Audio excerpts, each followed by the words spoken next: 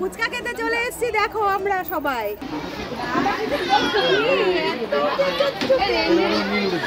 খাওয়ার জন্য ওয়েট করে করে তারপরে এসে দেখো বসে পড়ে রয়েছে।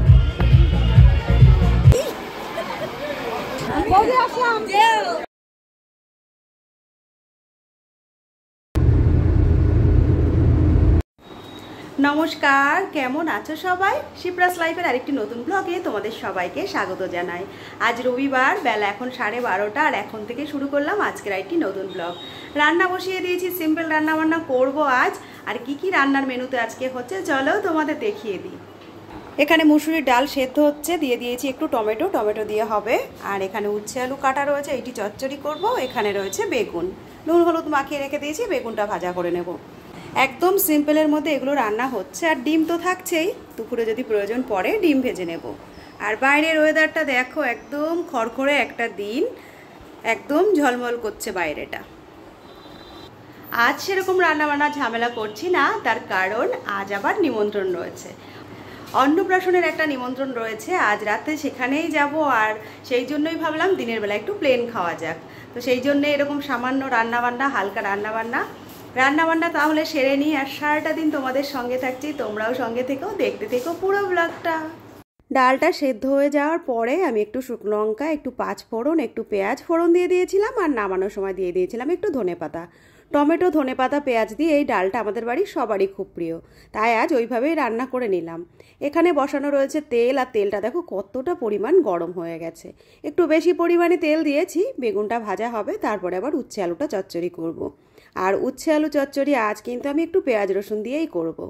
বেগুনগুলো দেখো গল্প করতে করতে ভাজা হয়ে গেছে, নামিয়ে নিই। আর পাশেই রাখা রয়েছে আর কটা বেগুন, সে কটাও ভেজে নেব। আর তোমরা কারা কারা উচ্ছে আলু চচ্চড়ি পেঁয়াজ রসুন দিয়ে খেয়েছো আমাকে জানিও। আমরা কিন্তু করি, আর বেশ ভালো লাগে। সামান্য কালো জিরে ফোড়ন দিয়ে পেঁয়াজ রসুনটা একটু ভাজা ভাজা করে উচ্ছে আলু দিয়ে দিলে, লবণ হলুদ দিয়ে যেরকম চচ্চড়ি নামানো হয় সেভাবে একটু জিরের গুঁড়ো দিয়ে নামিয়ে নিলেই রেডি। শুভ সন্ধ্যা সবাইকে। সেই সকালবেলায় রান্না করতে করতে তোমাদের সামনে এসেছিলাম, আর আসা হয়নি। আর দুপুরবেলায় খাওয়া দাওয়ার পরে একটু ঘুমিয়েও পড়েছিলাম, এই কেবল ঘুম থেকে উঠলাম। বাইরেটা তো প্রচণ্ড পরিমাণ মেঘ ঢাকছে, আর সন্ধ্যাও লেগে গেছে। আর তোমাদের তো বলেছিলাম যে আমরা একটুখানি যাব আজকে অনুষ্ঠান বাড়িতে, অন্নপ্রাশন বাড়িতে নিমন্ত্রণ, সেখানে যাওয়ার জন্যই রেডি হব বলে ঘরে চলে এসেছি। তো চলো আগে রেডি হয়ে নিই, আবার আসছি তোমাদের সামনে। রেডি তো হব, একটি শাড়ি পরবো ভেবেছি আজ। কোন শাড়িটি পরবো চলো তোমাদের দেখাই। এর আগে এই শাড়িটি নিয়ে একটি ভিডিও করেছিলাম, তোমাদের দেখিয়েছিলাম যে তোমাদের দাদা আমাকে অ্যানিভার্সারিতে কটা শাড়ি দিয়েছিল, তার মধ্যে থেকেই এইটি একটি। তো এই যে ব্লাউজটাও কাটানো হয়ে গেছে, একটু ডিজাইনার ব্লাউজটা। শাড়িটা যেহেতু ডিজাইনার, ব্লাউজটাও ডিজাইনার। তো চলো এই শাড়ি আর এই ব্লাউজটি পরবো। পরার পরে কেমন লাগছে তোমাদের তো দেখাবোই। চলো রেডি হয়ে নিই। ফাইনালি রেডি হয়ে গেছি, দেখো এই শাড়িটি পরে তোমাদের দেখিয়েছিলাম। আর এই শাড়ির ব্লাউজটা এরকম, আর এরকম সেজেছি। তো চলো রেডি তো হয়ে গেছি, অন্নপ্রাশন বাড়িতে যাব। আর এখন তো অনেকটাই লেট হয়ে গেছে। রোজই ভাবি একটু তাড়াতাড়ি যাবো, রোজই লেট হয়ে যায়, রোজই তোমাদের বলি। তো পুরো সাজটা দেখো আজকের আমার এমন, কেমন লাগছে জানিও। আর চলো তাহলে বেরোই। আজ আমরা অন্নপ্রাশন বাড়িতে যাচ্ছি রানাঘাটে। আর রানাঘাট তো আমাদের বাড়ির থেকে খুব বেশি দূর নয়, তাই একটু লেট হয়ে গেছে, তবুও খুব একটা অসুবিধা হচ্ছে না। যাচ্ছি নিজেদের মতো, আবার ফিরবো নিজেদের মতো। আর যাচ্ছি আজ আমরা এক রিলেটিভের বাড়িতে। তোমাদের তো এর আগে বলেছি আমার দিদি থাকে রানাঘাটে, আর আজ যাচ্ছি দিদিরই শ্বশুরবাড়ির রিলেটিভের বাড়িতে। গত সানডেই হয়ে গেছে ওর অন্নপ্রাশন, আর আজ যাচ্ছি আমরা মামা ভাতের অনুষ্ঠানে। এদিক থেকে তো আমরা যাচ্ছি, আর ওদিক থেকে আসবে আমার বড়দিও। আর মেজদির বাড়ি রানাঘাটে, সেখান থেকেই মেজদিও আমাদের সাথে জয়েন করে গেছে। আর এই দেখো আমরা ঢুকছি অনুষ্ঠান বাড়িতে। ঢুকতেই সামনের গেটটি সুন্দর করে সাজানো রয়েছে বেলুন দিয়ে, আর সামনেই দেখো রয়েছে মিকি মাউস। বাচ্চাদের অনুষ্ঠান, বাচ্চারা গেলে যাতে আনন্দ পায় সেরকমভাবেই কিন্তু পুরো ডেকোরেশনটা করা হয়েছিল। আমরা পৌঁছে যাওয়ার পরে ভেতরে তো সবাই ঢুকবো, এদিকে দিদিরাও রয়েছে, সামনেই দেখতে পাচ্ছ আমার বড়দিও রয়েছে। সবাই মিলে একসঙ্গেই ঢুকবো, তো এখানে দাঁড়িয়ে সেটাই আমরা বলা বলি করছিলাম। এবারে ভেতরে যাই আর তোমাদের দেখাই চলো আজ কোন পুচকুসোনার অন্নপ্রাশন। ভেতরে আসার পরে আমি তো ওকে কোলে নিয়ে নিয়েছি আর ও ছিল একদম গরমে বিধ্বস্ত। আজ বেশ কিছুদিন হলো বেশ গরম পড়ছে আর বাচ্চাদের অনুষ্ঠান, আর ওকে পরানো হয়েছিল একদম ভারী পাঞ্জাবি, পরে চেঞ্জ করে এই জামাটি পরিয়ে দেওয়া হয়েছিল, কিন্তু ও গরমে যেন নাজেহাল। এদিকে তো আমি ওকে কোলে নিয়ে রেখে দিয়েছিলাম একটু আদর করব বলে, আর ওর লাগছিল ওই গরমে অস্বস্তি, তাই দেখো সমানে একটু চেঁচামেচিও করছিল। ওকে ওর মায়ের কাছে দিয়ে দিলাম। এইবার আশপাশের ডেকোরেশনটা চলো তোমাদের একটু দেখিয়ে দিই। সামনের দিকটা একদম ওপেন ছিল, বড় একটা গেট করা হয়েছিল, আর ভেতর দিকটা একদম বেলুন দিয়ে সুন্দর করে সাজানো ছিল, আর এক পাশে ছিল খাওয়ার জায়গা অনেকটা লম্বা করে। ভেতরে তো সবাই ফটোশ্যুট করছে, যেটি হয়ে থাকে সমস্ত অনুষ্ঠানে সেরকম। আমরা এই পাশে দাঁড়িয়ে একটু ওয়েট করছিলাম যে ওই জায়গাটা ফাঁকা হলে আমরাও একটু ফটো তুলবো। আর এ পাশে যাদের তোমরা দেখতে পাচ্ছ সবাই কিন্তু আমাদের রিলেটিভ, আমাদের নিজেদের আত্মীয় স্বজনের মধ্যেই সবাই রয়েছে, আর সেই সঙ্গে রয়েছে আমার নিজের জ্যাঠাবাড়ির সবাইও। সবার সঙ্গে গল্প করলাম, একটু আলাপ আলোচনা অনেক দিন পরে হলো। তারপরে যে তোমাদের দাদার সঙ্গে একটু দাঁড়িয়ে পড়েছি একটু ফটো তোলার জন্য। তোমাদের দাদা তো ক্যামেরার সামনে খুব একটা আসতে চায় না, তাও মাঝে মধ্যে একটু জোর করে নিয়ে আসি। তারপরে দেখো আমি নিজে একাই একটু দাঁড়িয়ে পড়লাম কয়েকটি সিঙ্গেল ফটো তুলবো বলে। আর ও পাশটিতে চেয়ারে বসা রয়েছে আমার জামাইবাবু, বড় জামাইবাবু, সে আবার আমায় টেনে নিল আমার সঙ্গে ফটো তুলবে বলে, আর আমিও জামাইবাবুর পাশে বসে কয়েকটি ফটো তুলে নিলাম। আমরা যেখানে অনুষ্ঠানে গেছিলাম সেখানে ছিল প্রচণ্ড পরিমাণ ভিড়। মেয়েদের তো প্রত্যেক দিন সন্ধ্যাবেলায় টুকটাক কিছু না কিছু খাওয়া অভ্যাস রয়েছে। আজ নিমন্ত্রণ বাড়ি আসবে বলে তারা সন্ধ্যা থেকে কিছুই খায়নি, আর এখানে আসার পরে দেখছি অনেকটাই ভিড়, তাই কোনো কিছু খাওয়ার সুযোগও এখনো হয়নি। ওদেরও খিদে পেয়েছে, এদিকে আমারও খিদে পেয়েছে। শেষমেশ চলে এলাম ফুচকার স্টলে। এখানে আসার পরে দেখছি ফুচকার যা প্রধান জিনিস আলু মাখা সেটিই নেই। ওখানে আলু মাখতে মাখতে আমি দিদিকেও ডেকে নিলাম ফুচকা খাওয়ার জন্য। এই তো ফুচকা খেতে চলে এসেছি, দেখো আমরা সবাই আর এখন তো এতক্ষণ তো যে গানের জন্য কথা বলতে পারছিলাম না, আবার চালু গেছে। আমি সবারটা তুলে খেয়ে নেবো, আমাকে পাতা দেয়নি, পাতা নেই। আলু মাখা হয়ে যাওয়ার পরে আমরা সবাই মিলে ফুচকা খাওয়া শুরু করে দিয়েছি, আর এখন ওইখানটায় রয়েছি আমরা ফ্যামিলির সবাই। তোমরা তো শুনতেই পেলে, যখনই কথা বলছি তখনই ওদিকে গান বাজা শুরু হয়ে যাচ্ছে। সমস্ত অনুষ্ঠান বাড়িগুলো তো এমনই হয়, যেমন মানুষের ঢল থাকে তেমন চলে গান বাজনা। তো এদিকে আমরা ফুচকা খেতে খেতে তোমাদের দাদা জামাইবাবু সবাই চলে এসেছিল। সবাই মিলে একসঙ্গে ফুচকা খাওয়ার পরে আমরা চলে এলাম আবার ভেতরটিতে। আর আমাদের তো বাড়িতে যাওয়ার তাড়া রয়েছেই, সেই সঙ্গে তাড়া রয়েছে দিদিদেরও, আর দিদিরা তো যাবে ট্রেনে, সেই জন্য ওদের ব্যস্ততাটা আরও বেশি।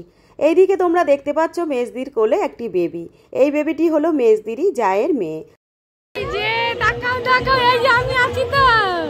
আমি আছি তো, তুমি মাসির কোলে উঠেছ।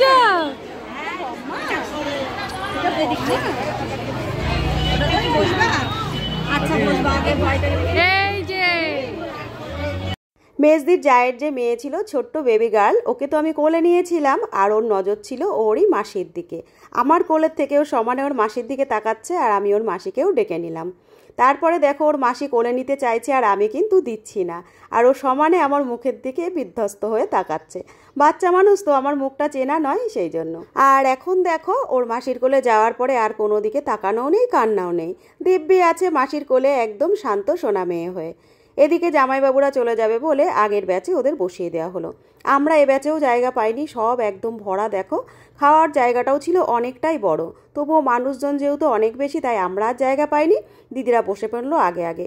ওদের ওই যে ট্রেন ধরার তাড়া রয়েছে, আর ওরা যাবে আমাদের ওখানে যে লাস্ট ট্রেন হয় সেই লাস্ট ট্রেনে। তাই আমরা বললাম তোরা তাহলে খাওয়া দাওয়া করে নে, আমরা এই পাশটিতে ওয়েট করি। এখনও বাইরের দিকটায় রয়েছে প্রচণ্ড পরিমাণ ভিড়। ওদিকে দিদিরা খাচ্ছে, ভেতরটিতে আবার এসে বসে পড়লাম। আর এখন কিন্তু প্রায় 11টা বেজে গেছে। ওখানে বেশ কিছুক্ষণ বসার পরে আবার চলে এলাম একটুখানি বাইরের দিকে। আমরা যখন ঢুকেছি তখন বাইরের দিকটা খুব ভালো করে দেখা হয়েছিল না, তাই ভাবলাম ভেতরটিতে বসে না থেকে বাইরের দিকটা এসে একটু দেখাই যাক ভালো করে। বাইরের দিকটায় ছিল প্রচণ্ড পরিমাণ আলো, আর সেই সঙ্গে ছিল লাউড সাউন্ড মিউজিক।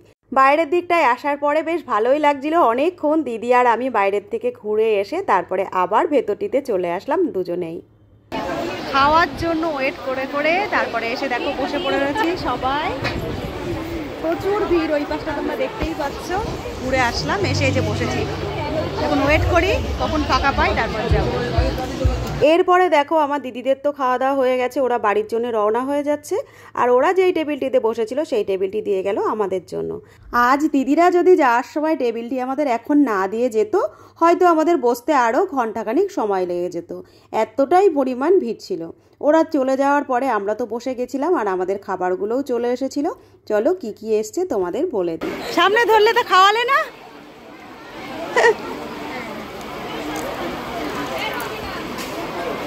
আমাদের চিকেন শাটে দেওয়া হয়ে গেছে অলরেডি। এই যে সবাই খাওয়া শুরু করেছে। স্যালাড সস দেয়নি এখনো। ওয়েট করতে করতে সবার এত খিদে পেয়ে গেছে যে সবাই এইটাই শুরু করে দিয়েছে। সবাই শুরু করেছে, আমিও শুরু করি। চিকেন শাটে তো তোমাদের দেখালাম, পরপর চলো বলে দিই মেনুতে কি কি ছিল। চিকেন শাটের পরে চলে এসেছিল রাধা বল্লভী চানা মশলা, তারপরে চলে এসেছিল মাছের মাথা দিয়ে মুগের ডাল, সেই সঙ্গে ছিল চিপস। তারপর দিয়ে দেওয়া হয়েছিল দই কাতলা, আর দই কাতলার পরে দেওয়া হয়েছিল ফ্রায়েড রাইস আর চিকেন কষা। আমি 2 পিস চিকেন নিয়েছিলাম, আর 2 পিসের কিন্তু 1 পিস খেয়েছিলামও না।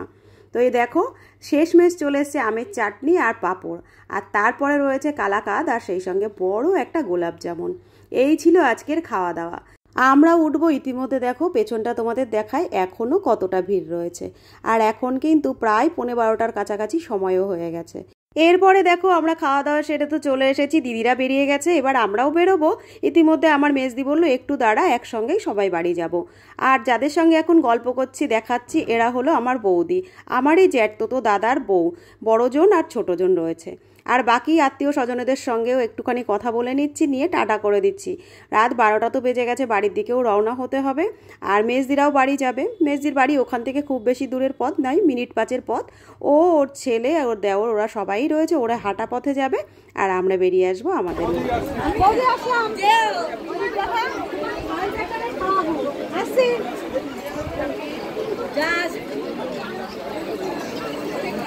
আজকের মতো আমাদের অনুষ্ঠান বাড়ি কমপ্লিট। এখন বেজে গেছে 12টা, এবার বাড়ি ফিরছি সবাই। এই যে সামনে দিদিরাও রয়েছে, বড়দি তো আগে চলে গেছে, আর আমরা এই যে এখন বেরোচ্ছি। মেজদির বাড়ি তো রানাঘাটেই, এখান থেকে মেজদি বাড়ি যাবে, আর আমরা যাব আমাদের বাড়িতে। সবাই মিলে তো বেরিয়ে পড়লাম, বাড়ির উদ্দেশ্যে রওনাও হয়ে যাব। আর এখন ঘড়িতে সময় হয়ে গেছে রাত 12টারও একটু বেশি। এই পর্যন্তই আমাদের সঙ্গ ছিল। দিদিরা এবার দিদিদের মতন যাবে, আর আমরা যাব আমাদের মতন। অনেক দিন পরে যদি এরকম সবাই মিলে একসঙ্গে হওয়া যায়, একা একা আর বাড়ির দিকে আসতে ইচ্ছা করে না। মাঝে মধ্যে তো দিদিদের সঙ্গে দেখা হয়, আমরা বাপের বাড়ি যাই, দিদিরাও আসে, কিন্তু দাদা বৌদিদের সঙ্গে রোজ রোজ দেখা হয় না। আজ সবার সঙ্গেই দেখা হয়ে গেল। চলে এসেছি আমরা বাড়িতে, আর এখন ঘড়িতে সময় হয়ে গেছে রাত 1:45 মতো। তো বাড়িতে আসার পরে মেয়েরা তো ফ্রেশ হয়ে ঘরে শুতে গেছে, আমরাও ফ্রেশ হব, তারপরে শোবো। তো আজকে আমরা যেখানে গেছিলাম অনুষ্ঠানে, সেটি ছিল আমাদের একটি রিলেটিভ বাড়ি। সেখানে গেলাম, কি কি করলাম সবটাই তোমাদের সঙ্গে শেয়ার করলাম। যদি আমার এই আজকের ভিডিওটি তোমাদের ভালো লেগে থাকে তাহলে একটা লাইক কমেন্ট করে রেখো, আর যদি একটু বেশি ভালো লেগে থাকে তাহলে একটা সাবস্ক্রাইব করে আমার পাশে থেকো। রোজই তোমাদের সামনে চলে আসি নতুন নতুন ব্লগের সঙ্গে, আবার খুব তাড়াতাড়ি হাজির হয়ে যাব নতুন কোনো ব্লগের সঙ্গে। আজকের মতো আসছি, সবাই খুব ভালো থেকো, সুস্থ থেকো, সাবধানে থেকো। দেখা হচ্ছে খুব তাড়াতাড়ি আবার নতুন কোনো ব্লগের সঙ্গে। টাটা।